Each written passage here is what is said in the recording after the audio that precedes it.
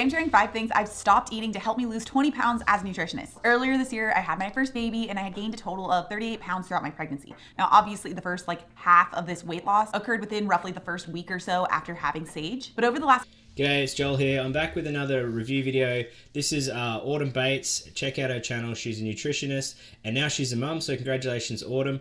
I reviewed one of Autumn's videos about 12 months ago, which I'll link here in my channel. As I said in that video, I'm a massive fan of Autumn and I think she gives really good advice. In that particular video, she talked about 10 things that might prevent you from, might cause you to have problems when you're fasting. In this video, she's going to talk about some things that she's excluding from her diet to help lose weight. So let's check it out. I'll give you my thoughts.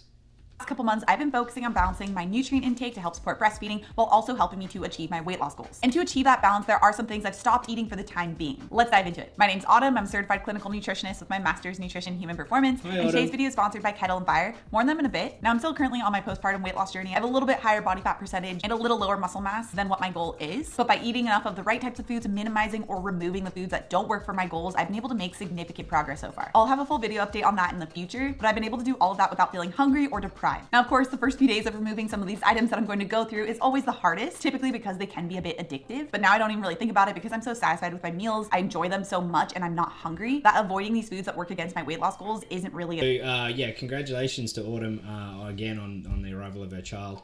And, she spoke about that she's put on weight and she wants to lose that weight after her pregnancy. That's really commendable. I would just encourage people not to be too stressed, particularly mothers. You've just had a baby, so congratulations. Autumn's very practical. She's approaching her weight loss sustainably, as you would expect as a nutritionist, and in a really healthy way. But ultimately, she's under no pressure to lose that weight because she's got a whole nother human to care for. So congratulations to her, and I really hope that that this video can be encouraging to other people. I think this is also a really good idea. If you just want to kickstart with weight loss, particularly coming into New Year, I wouldn't try and overcomplicate it. Maybe just think about a few things that you can cut from your diet. So let's see what Autumn's recommending that you might be able to cut from your diet as well. Because remember, everything you take away is calories that is not adding up. So just cutting a few things is sometimes a good idea.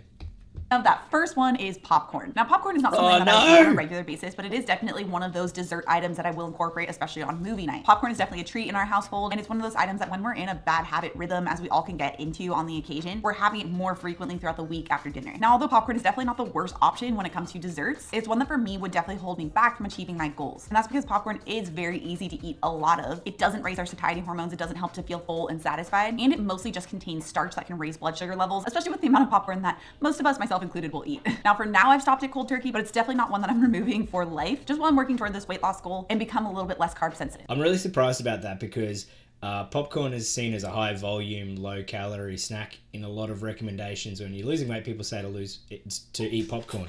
And I also eat a lot of popcorn.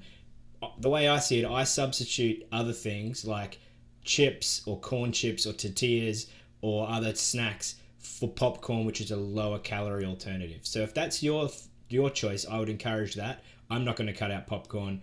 I freaking love popcorn and I've become addicted to it. Although make sure you get some dental floss and toothpicks on hand because that's probably the worst thing about eating popcorn. And maybe go for the low butter natural alternatives or perhaps a salted popcorn just to reduce the calories a little. But like anything, you can overeat, so be careful. Dates. Now, pre-pregnancy, I didn't really eat dates, but during pregnancy, especially toward the end of pregnancy, my midwives had me eat a lot of dates. And that's because Yeah, not a problem for me. I don't eat dates. I see dates as a very, and generally dried food, dried fruit as a problem food. A lot like nuts. You think that it's healthy, but it's very calorie dense. In the case of dried fruit, it's high in fructose and it's easy to overeat on. And anything that's easy to overeat on, I would avoid if you're dieting. The same with nuts. Nuts are seen as a healthy food and a healthy source of fats, but they're very calorie dense. So I'm going to skip ahead. I think it's a good idea to cut out dates. I would cut out other dried fruit. It's really easy to overeat on dried fruit. Okay, we're back.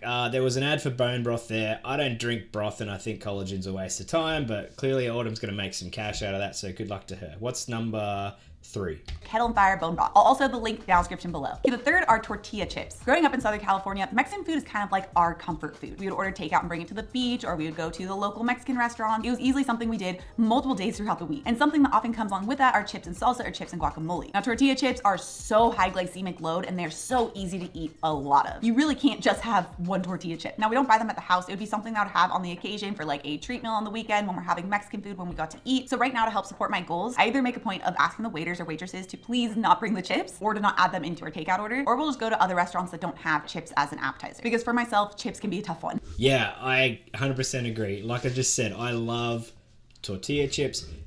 Obviously, Autumn's going to like fancy health food shops. I go straight down to the grocery store or even like a Dollar Tree or a Dollarama, and I buy the cheapest, nastiest, most flavorful tortilla chips you can buy. Doritos, you name it. The ones that are like orange and turn your fingers orange. Who doesn't love them? The problem is a 200 gram bag. Not only are they getting more expensive, weirdly, it's like, I don't know, 1,200 calories in a bag, maybe 600 calories in a bag. So, and I'll never not eat a bag. In fact, I argue with my wife. I'm like, I'm eating these chips. If you want some chips, you go and open your own bag of chips because I'm going to eat this whole bag of chips. So if you can afford to give up something like corn chips, and like I said, don't give up popcorn because you could swap corn chips for popcorn. And if you like that cheese flavor, you can get cheese powder down at your local Whole Foods or even just at the dollar store. You do need to watch the calories. It is going to add a little bit of calories, but it's better than going for like a bag of tortillas or a bag of Doritos or, you know, those expensive health food tortillas if you like. It's all the same stuff and it's heavily refined and very bad for you, but delicious. Let's move on. Number 4 is granola. Granola. Now again, pre-pregnancy, I didn't really eat granola, but during pregnancy, I did have my fair share of it. And that's because my pregnancy nausea was through the roof. Anybody who's experienced that knows just how extreme and persistent it can be. And I really wanted to make sure I was optimizing for high quality foods and high quality proteins that would help support the growth of sage. But sometimes the only way that I could sneak that in was if I then also paired it with something like granola. So it would have like Greek yogurt and granola. And the more that you eat sugary foods, the more that your body starts to crave it. So after having granola throughout my pregnancy, I found myself starting to really crave it even after pregnancy, which also Yeah, I don't specifically eat granola, but I do eat a lot of Greek yogurt, which is fantastic, and it's a great source of protein. I think in 100 grams or 100 calories of Greek yogurt, there's about 17 grams of protein. So it's a really good option and a great alternative to something like ice cream. I don't specifically eat breakfast because I do OMAD, so granola is not something I gravitate towards. And if I want to sweeten up my yogurt, I typically now use frozen berries. And I've managed to get the kids hooked on that as well, which is great because I can give them less ice cream and more yogurt and frozen berries. And they're really happy with that, and so am I. However, I do occasionally sneak the kids granola bars, the snack bars that go in the lunches.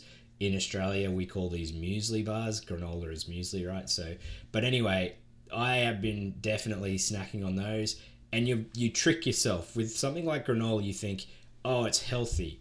It is to a degree healthy, but it is a very high sugar source of carbohydrates, and it does have nuts in there, which are also very calorie dense. And if you're having granola bars, there's often added sugar, added chocolate, added yogurt, which is essentially the sugary part of the yogurt as flavoring. So just be cautious with granola bars. If you check the calorie content, most of those granola bars are well over 100 calories. You probably could have just had a Snickers bar for the same calories. And with the sugar, as Autumn said, the more sugar you eat, the more sugar you crave. So stay away from granola bars, stay away from other sources of sugar. Okay, the 5th is bread. Now this is another item that I didn't eat a ton of pre-pregnancy, but sometimes I just had to have it because my nausea was so bad. I might have paired bread with cheese or meats just so I could physically get those proteins in. Now I would try and get some better options like Ezekiel bread, but regardless, it's still grains that are ground up into flours, which are much more easy for our body to absorb, which can lead to a higher blood sugar spike. And for myself, bread just led to more cravings for more bread. And I really don't want my weight loss journey to be an uphill battle of fighting cravings and hunger. So for myself, removing bread for the time being and using alternatives have been a better option for me. So I've swapped out bread for things like lettuce buns, which, oh my gosh, my Friday tradition lately has been going to our local burger shop called Shalhoubs. I think I'm pronouncing it right, or Shaloubs, not sure. And I get a double patty with pickles and a lettuce bun, and oh my gosh, it's so crunchy, so delicious, so good. Definitely don't even miss the bread. Now there are some foods I'm purposely adding in to help me achieve my weight loss and wellness goals. Yeah, if you can quit the bread, that's a great option. I kind of go through periods where I don't eat any bread, but with my kids in the house, making sandwiches is a really good option for school lunches. Having toast in the morning is also a really good alternative to some of the sugar cereals. So we definitely keep bread in the house more so than we used to before we had the kids. We definitely went off bread when, everyone was saying carbs were bad and refined carbs, and bread's probably the guilty one. I try to avoid bread as a rule, but I will have buns and I will have burgers occasionally. Lettuce buns is a great alternative, and that does taste delicious, surprisingly. The problem is sometimes it can get a bit saucy in your hand, but I mean, it's a burger, right? It's supposed to get saucy.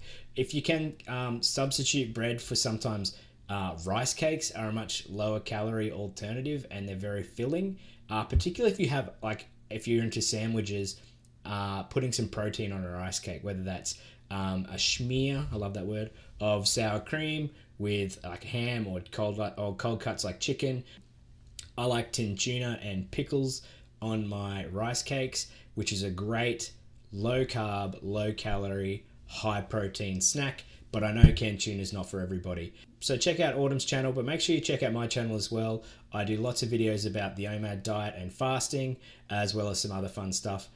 Here's my beginner guide to OMAD. So if it's coming into 2024 and you're looking to start a diet, I would recommend starting OMAD. And if you want to see how my results panned out over a year on OMAD, check out this video over here. I'm pointing weirdly, but I have no fucking idea where I'm going to put these on screen. So, click on them.